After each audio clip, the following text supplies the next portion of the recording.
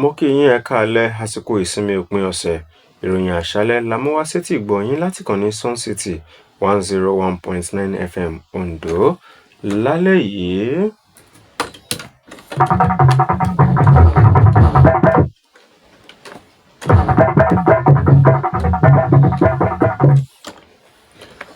Ààrẹ Bọ́lá Tinubu fi dá àwọn gbogbo ọmọ ilẹ̀ Nàìjíríà lójú pé òun ó túbọ̀ jẹ́ kí ètò ààbò ilẹ̀ Nàìjíríà kó túbọ̀ yí dáin sí ju tàtẹ̀yìnwá lọ. Gómìnà Ayédàtiwa ti ìpínlẹ̀ Ondo bọlá fún gómìnà àná ní ìpínlẹ̀ Ondo, Gómìnà Akérédolú, ní bó ti pé ọdún méjì tó dágbére fáyé.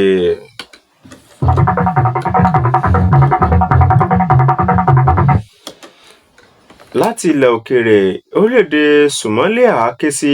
ilẹ̀ Israel láti yọwọ́ kúrò lórí ọ̀rọ̀ tó ní í ṣe pẹ̀lú ilẹ̀ olómìnira Somaliland tó yapa lára orílẹ̀-èdè Somalia.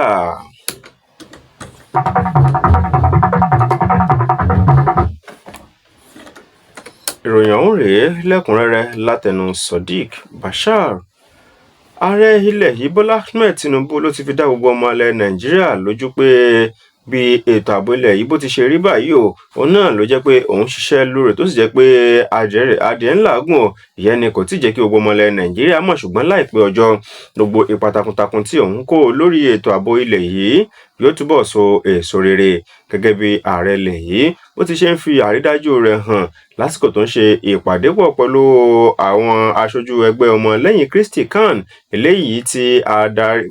ààrẹ ẹgbẹ́ ọ̀hún tó léwájú wọn Archbishop Daniel Oko ní ilé rẹ̀ ní ìpínlẹ̀ Èkó ló sì ń sọ di mímọ̀ wípé ìṣèjọba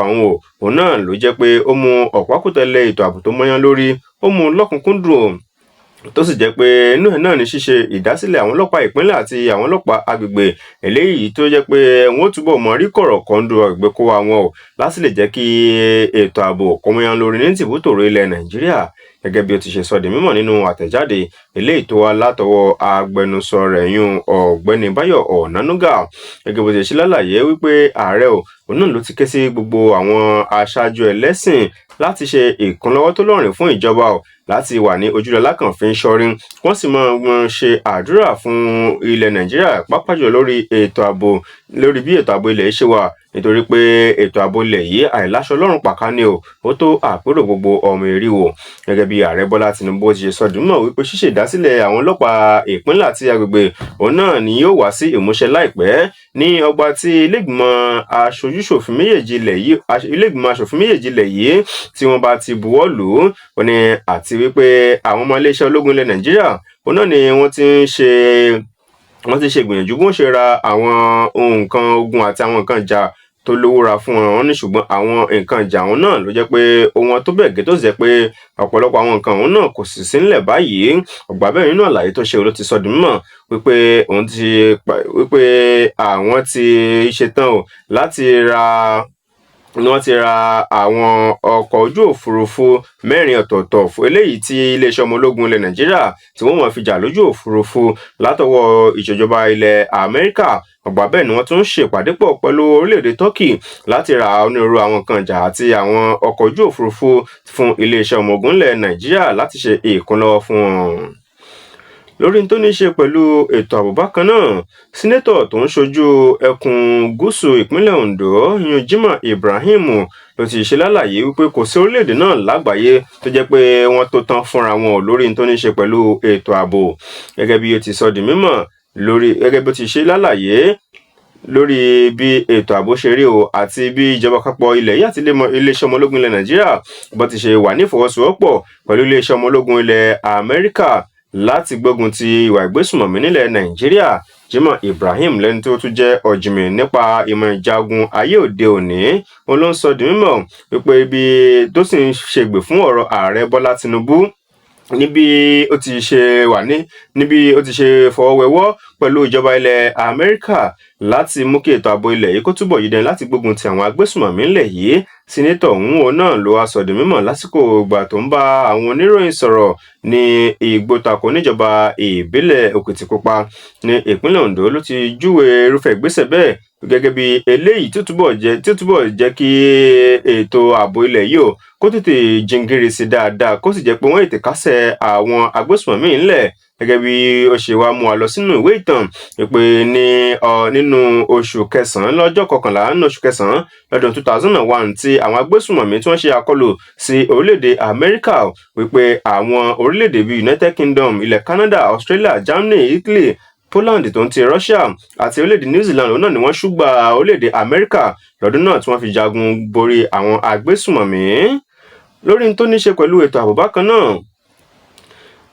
ẹni tó jẹ́ adarí ọmọ-ilé-ìgbìmọ̀ aṣòfin àgbà ilẹ̀ yìí Sínátọ̀ Mohammed Ali Ndume ló ti ké sí ìjọba àpapọ̀ ilẹ̀ Nàìjíríà láti túbọ̀ jáwé sóbì ìṣọwọ́ṣiṣẹ́ àwọn ọmọ ológun nílẹ̀ Nàìjíríà pẹ̀lú bí wọ́n ti ṣe fọwọ́sowọ́pọ̀ pẹ̀lú àwọn iléeṣẹ́ ọmọ ológun orílẹ̀-èdè Amẹ́ríkà báyìí láti lè ṣe àkọlù sí ibùba àwọn agbésùnmọ̀mí tó ń domi àlàáfíà lóró lápá ìlà oòrùn ilẹ̀ Nàìjíríà. Gẹ́gẹ́ bí Ndume gẹ́gẹ́ bí ó ṣe rawọ́ ẹ̀bẹ̀ sí ìjọba àpapọ̀ ilẹ̀ nínú àtẹ̀jáde kan ilé ìtọ́ta àwọn oníròyìn lọ́wọ́ lónìí pé bí wọ́n ṣe fọwọ́sowọ́pọ̀ pẹ̀lú iṣẹ́ ọmọ ológun ilẹ̀ Amẹ́ríkà báyìí wípé kán túbọ̀ mú kí ìfọwọ́sowọ́pọ̀ òun kó jẹ́ ọlọ́jọ́ gbọrọ síwájú kó lè kí ètò ààbò òun kí ìgbógun ti àìsí ètò ààbò tí wọ́n ṣe náà kó lè bá kẹsẹ̀ járí láti gbógun ti àwọn agbésùnmọ̀mí eléyìí tó wá láti ilẹ̀ Iraq ẹgbẹ́gun ISIS àti ISWAP eléyìí tí wọ́n ṣe àkọlù sí ibùba wọn níjọba ìbílẹ̀ Tangaza ní ìpínlẹ̀ Sokoto gẹ́gẹ́ bí ẹni tó ti gbà kan rí jẹ́ alága fún ìgbìmọ̀ tó ń rí sọ̀rọ̀ ọmọ iléeṣẹ́ ológun nílẹ̀ Nàìjíríà nílẹ̀gbìmọ̀ aṣòfin àgbà ilẹ̀ ọ̀hún bó ti sọ di mímọ̀ wípé lásìkò yìí báyìí ìbáṣepọ̀ tó wà láàrin iléeṣẹ́ ọmọ ológun ilẹ̀ Nàìjíríà àti ilẹ̀ Amẹ́ríkà náà ni wọ́n túbọ̀ nílò láti jẹ́ kó tẹ̀síwájú sí dáadáa láti gbógun ti àwọn ẹgbẹ́gun Boko Haram àti ẹgbẹ́gun ISWAP ní apá ìlà oòrùn àríwá nílẹ̀ Nàìjíríà. Ṣàṣẹ lálàyé báyìí wípé kìí ṣe àwọn òǹjà olóró gbàdójú òfurufú àti àwọn àdó ojú òfurufú nìkan náà ní kí iléeṣẹ́ ọmọ ogun ilẹ̀ Amẹ́ríkà tí wọ́n fi ran ilẹ̀ Nàìjíríà lọ́wọ́ wípé wọ́n nílò láti wá láti ṣe ìdánilẹ́kọ̀ọ́ fún àwọn ológun orílẹ̀ ilẹ̀ Nàìjíríà àti àwọn nǹkan míì tẹ́ mọ́ àwọn ọkọ̀ ojú òfurufú ilé tí wọ́n fi ń jagun lójú òfurufú. Ìròyìn filéde wípé iye àwọn èrò inú ọkọ̀ tí wọ́n ti filéde báyìí òun náà ni wọ́n ti dolóògbé látàrí ìṣẹ̀lẹ̀ ìbúgbàmù kan eléyìí tó wáyé lópòpónà Yartasha sí Danzadu níjọba ìbílẹ̀ Maru nípínlẹ̀ Zamfara. Gẹ́gẹ́ bí agbẹnusọ fún iléeṣẹ́ ọlọ́pàá ìpínlẹ̀ ọ̀hún Yazid Abubakar gẹ́gẹ́ bí ó ti ṣe sọ di mímọ̀ lásìkò ìgbà tó ń bá àwọn oníròyìn sọ̀rọ̀ ó ṣe lálàyé wípé ìròyìn tí fi léde báyìí iye àwọn èèyàn tí ó dolóògbé ló ní pàtó ṣùgbọ́n ìṣẹ̀lẹ̀ ọ̀hún náà ló ṣẹlẹ̀ lẹ́yìn tí ọ̀pọ̀lọpọ̀ àwọn fọ́nrán fídíò eléyìí tó ń jà rìnrìn níbi tí ìṣẹ̀lẹ̀ tó ti ṣẹlẹ̀ tó sì ṣàfihàn àwọn èèyàn tí wọ́n ń sá sálà súgbà fún ẹ̀mí wọn níbi tí ìṣẹ̀lẹ̀ náà tó ti gbé ṣẹlẹ̀. Padà wá sí ìpínlẹ̀ Ondo, gómìnà Lucky Orímisan Ayédàtiwa ti ìpínlẹ̀ yìí òun náà ló ti bu ọlá fún gómìnà ìpínlẹ̀ Ondo tẹ́lẹ̀ rí ló ti dolóògbé ìyún gómìnà Olúwarótìmí Akérédolú tó sì júwe rẹ̀ gẹ́gẹ́ bí ẹni tí ó ní àríwòye ńláńlá láti lè mọ fún ìṣèjọba rere ní ìpínlẹ̀ yìí àti nílẹ̀ Nàìjíríà lápapọ̀. Nínú àtẹ̀jáde kan eléyìí tó fi léde fún àwọn oníròyìn nílùú Àkúrẹ́ níbi tí ó ti ń sàmì àyájọ́ ọdún kejì tó fi ń bu ọlá fún olóògbé Akérédolú lẹ́ni tí ó kó ipa ribiribi nínú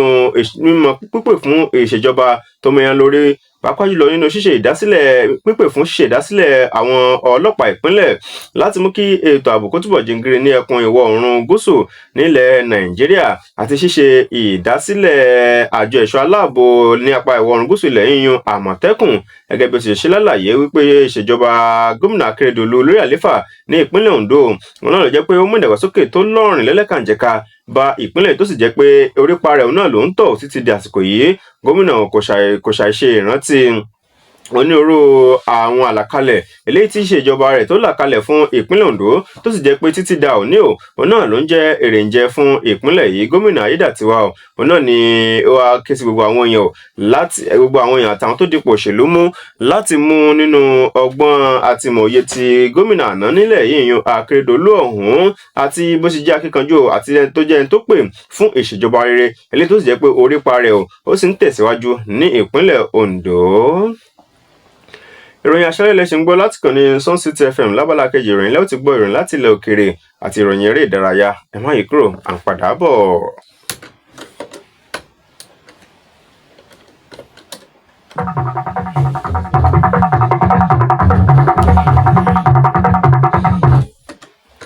mo kí yín ẹ káàbọ̀ padà. Ìròyìn àṣálẹ́ ń tẹ̀síwájú. Ìròyìn láti ilẹ̀ òkèèrè. Orílẹ̀-èdè Somalia ni wọ́n ti ké sí orílẹ̀-èdè Israel báyìí láti yọwọ́ nínú tó ní ṣe pẹ̀lú ọ̀rọ̀ ilẹ̀ olómìnira eléyìí tó yapa kúrò ní ara orílẹ̀-èdè Somalia ìyún Somaliland, tó sì ń júwe tí gẹ́gẹ́ bí mínísítà kejì fún iléeṣẹ́ tó ń rí sí ọ̀rọ̀ ilẹ̀ òkèèrè lórílẹ̀-èdè Somalia ìyún Ali Omar, gẹ́gẹ́ bí ó ti ṣe ń júwe ọ̀rọ̀ lásìkò ìgbà tó ń bá àwọn oníròyìn sọ̀rọ̀ wípé ìṣèjọba orílẹ̀-èdè Somalia ní ó ṣàgbé ipá wọn láti lè rí dájú wípé orílẹ̀-èdè Israel ló jáwọ́ bí mímọ́ ṣe àtìlẹ́yìn àbí mímọ́ níbáṣepọ̀ pẹ̀lú orílẹ̀-èdè olómìnira tó yapa kúrò lára ilẹ̀ Somalia ìyún Somaliland, gẹ́gẹ́ bí ìròyìn ti ṣe fi léde gẹ́gẹ́ bí wọ́n ti ṣe lálàyé wípé ọ̀pọ̀lọpọ̀ àwọn orílẹ̀-èdè bíi orílẹ̀-èdè Arab àti àwọn orílẹ̀-èdè míì náà ni wọ́n kọ̀rọ̀ ojú sí irúfẹ́ ìgbésẹ̀ ilẹ̀ Israel báyìí, tí ó sì ń jẹ́ pé ńṣe náà ni wọ́n ń rò láti lè fọ́n àwọn ọmọ orílẹ̀-èdè Palestine tó wà ní ilẹ̀ ọ̀hún ká. Gẹ́gẹ́ bí ìfiléde ṣe sọ fún ni orílẹ̀-èdè Somaliland ọ̀hún ló yapa kúrò lára orílẹ̀-èdè Somalia ní ọdún 1991 lẹ́yìn ìgbà tí ogun abẹ́lé kan tó bẹ́lẹ̀ láàrin nínú orílẹ̀-èdè ọ̀hún tó sì jẹ́ pé látìgbà náà ni kò sí èyíkéyìí orílẹ̀-èdè eléyìí tó ní ìbáṣepọ̀ pẹ̀lú orílẹ̀-èdè Amẹ́ríkà àti àjọ ìṣọ̀kan àgbáyé tí wọ́n ò dá sí ọ̀rọ̀ orílẹ̀-èdè olómìnira Somaliland náà látìgbà náà, tó sì jẹ́ pé orílẹ̀-èdè Somaliland ọ̀hún náà ni àwọn náà ti ṣàgbékalẹ̀ àṣẹ àwọn tó ń ti owó eléyìí tí wọ́n ná àti ilé ìjọba àtàwọn nǹkan míì eléyìí tí wọ́n fi dá dúró àwògedengbe lórílẹ̀-èdè olómìnira náà. Lákọ̀tán ìròyìn eré ìdárayá. Ikọ̀ ẹgbẹ́ agbábọ́ọ̀lù Super Eagles ilẹ̀ wa Nàìjíríà látẹnu akọ́nimọ̀ọ́gbá ikọ̀ ọ̀hún Eric Chelle òun ló ti ṣe ìfiléde báyìí wípé lálẹ́ òní nígbà tí ikọ̀ Super Eagles tí ó máa kojú ikọ̀ Tanzania nínú tẹ̀síwájú ìfẹsẹ̀wọnsẹ̀ ti ìdíje AFCON eléyìí tí ó wáyé ní Fez nílùú Morocco, gẹ́gẹ́ bí akọ́nimọ̀ọ́gbá ọmọ orílẹ̀-èdè Mali náà gẹ́gẹ́ bó ti ṣe sọ dímọ̀ wípé òun wo